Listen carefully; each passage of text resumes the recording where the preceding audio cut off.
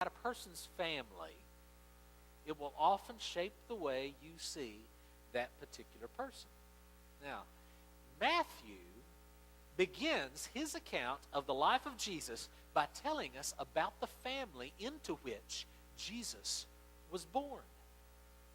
Matthew gives us some of the family history of Jesus' stepfather, Joseph. Now, he doesn't give the complete family history. The genealogy we have in Matthew 1 has been edited and compressed. We can know by looking at some of the genealogies in the Old Testament that Matthew has intentionally chosen to skip some generations here and there. So Matthew has intentionally put together a certain representation of Jesus' family. It's part of his family lineage, but it's not a complete listing. So what is Matthew trying to tell us about Jesus by listing Jesus' ancestors? Well, for one thing, as Matthew points out in the first verse, Jesus' family is descended from Abraham, the father of the Jews, and from David, their greatest king. As a matter of fact, the very first verse, it says, a record of the genealogy of Jesus Christ, the son of David, the son of Abraham. Being a son of Abraham emphasizes that Jesus is a true Jew, a member of God's chosen people. Being a son of David means that Jesus' family line is a royal line. In fact, down that list of Jesus' ancestors that we read earlier, 15 men listed in Jesus' family tree were kings. Now that's an impressive pedigree. Of course, Jesus' stepfather, Joseph, was far down the line from the kings. So Joseph had no great wealth or influence or standing in society. But some of his ancestors did. He came from a royal line. But the main reason that Matthew lists this genealogy is almost certainly to establish Jesus as the Messiah, the Christ, as God's special anointed one. That's what those words mean. Messiah, it's a Hebrew word that means anointed one. Christ is a Greek word that means anointed one. In the Old Testament, it teaches that at some point God was going to send a person who was specially anointed to lead his people. In 2 Samuel 7:16, we read this in the Old Testament. It says, God made this promise to King David, your house and your kingdom will endure forever before me. Your throne will be established forever. As you notice, he's speaking to King David, and he says, your house and your kingdom will be established forever. Well, we know from history, and the Jews of Jesus' day knew from history, that his throne didn't last. And so when they saw that passage, they said, okay, if God's going to fulfill this passage, then that means that at some point the throne of David will have to be reestablished. That means a descendant of David will have to come along to do that. Because of that passage in 2 Samuel we just read, and many others like it, there are many things we could read, the Jews came to understand that the Messiah, or the Christ, would be a descendant of King David. And that's exactly what the genealogy in Matthew chapter 1 establishes. It makes it clear that Jesus comes from the family line that the Messiah is supposed to come from. Jesus comes from the line of David. So right off the start, what Matthew is doing is establishing that, yes, Jesus could be the Messiah because he has the right family lineage. But there are also other things that Jesus' genealogy teaches us.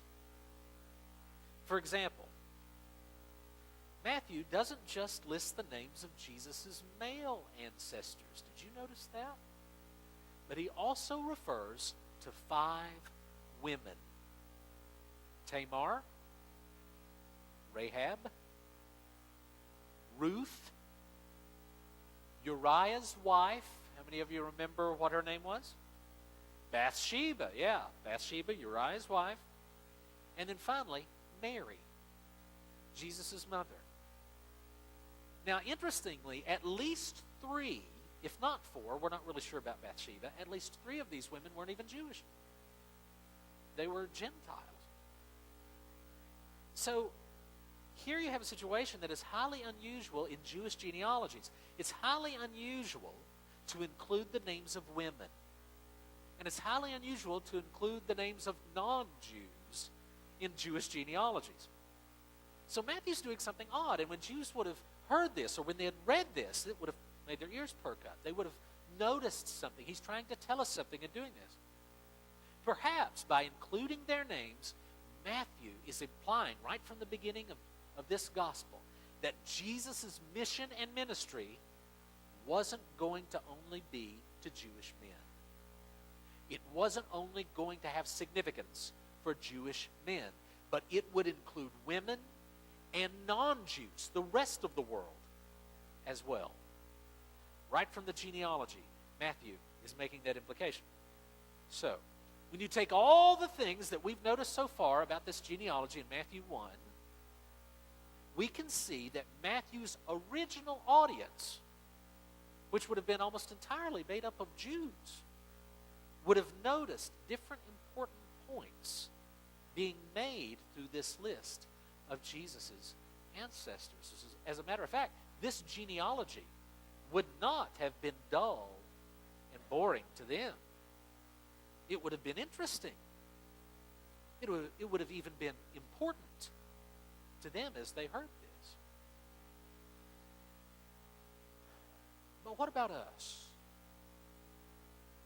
Perhaps you've been listening to this and you're thinking something along the lines of, well, Kevin, this is somewhat interesting, but what does this have to do with me? What relevance, if any, does this genealogy have for us today? If we looked at your genealogy, your family tree, your relatives, what would we find? Some of you are like, don't look too closely. What would we find? We'd find a list of names, wouldn't we? Just like in Jesus' genealogy. We'd find a list of names. But those names symbolize people. They refer to people. And with those people, each person has a life that they lived out. They have a story that they lived. So in other words, you wouldn't just have a list of names. You would have a list of stories. Each name would have a story, wouldn't it? Now, some stories would be good in your family tree. Some would be bad. There might be some people in your family tree that you would love to talk about. You would love to talk about their story. For example, one of my teachers when I was in the 8th grade claimed that she was a descendant of Pocahontas. My college roommate for 3 years while I was in college was a descendant of Daniel Boone. As a matter of fact, I think he still is a descendant of Daniel Boone. I am distantly related to a man named Bascom Slemp. I can tell you're impressed. How many of you have ever heard of Bascom Slemp? One person, you've heard of Bascom? Oh, that doesn't count.